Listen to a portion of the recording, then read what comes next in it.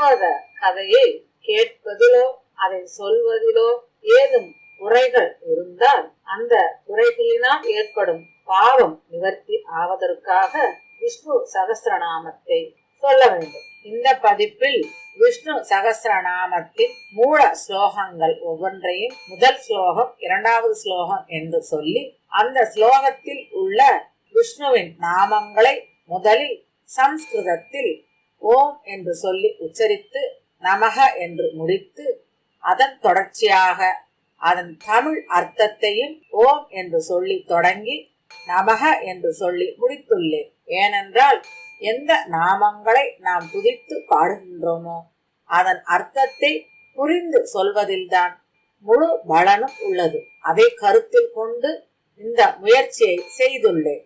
Sri Vishnu சகஸ்ர